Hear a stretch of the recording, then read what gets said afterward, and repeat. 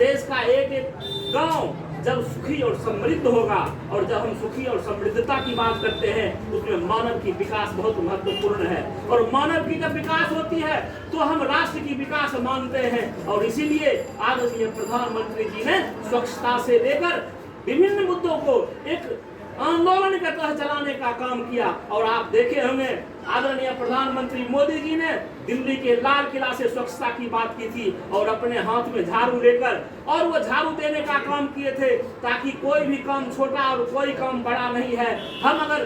कोई भी काम सम्मान से करते हैं उसको सम्मान मिलता है, और इसी मैसेज को लेकर आदरणीय प्रधानमंत्री जी ने अपने से झाड़ू देने का भी काम किया था। मित्रों, आज शौचालय की बात हो तो प्रधानमंत्री जी दिल्ली के लाल किले में शौचालय की बात करते हैं, और एक शौचालय एक ऐसी व्यवस्था थी जिससे कई एक लोग परेशान तो थे ही, कई एक समाज उससे प्रताड़ित भी थे, जिसको जबरदस्ती मैला उठा के धोना पड़ता था। मित्रों, आज वह समाज मुक्त है इस चीज से, और आज हर एक बहू बेटी, हर एक परिवार सुखी और अपने घर में इसकी व्यवस्था है। और ये कह सकते हैं स्वच्छ भारत के तहत भारतीय जनता पार्टी के लोकप्रिय नेता आदरणीय नरेंद्र मोदी जी अपने मिशन पर कामयाब है। मित्रों, बाबा साहब भीमराव अंबेडकर की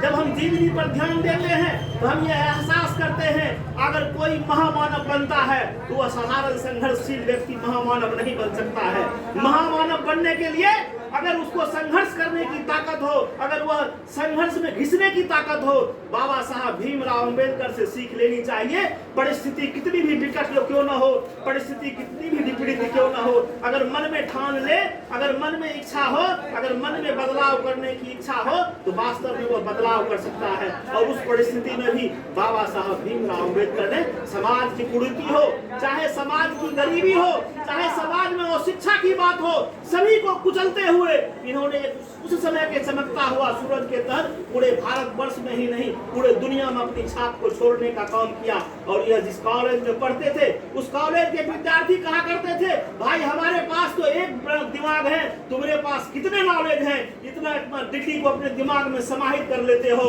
और दिन रात पढ़ रहे हो। और उन्होंने कहा ये हम अपने लिए नहीं पढ़ रहे हैं, हम उस भारत के लिए पढ़ रहे हैं, उस गरीब भारत के लिए पढ़ रहे हैं जहाँ के गरीब अभी भी नंगे पांव और नंगे शरीर और हाथ में रोटी के लिए भीख मांगते हैं, और उस भारत के लिए हम पढ़ रहे हैं। इसीलिए हमें वह सैकड़ों भारत का दिमाग हमें होनी चाहिए ताकि भारत को हम फिर से एक नया भारत बना सके। मित्रों, इसलिए बाबा साहब भीमराव अंबेडकर जैसे लोग जो अपने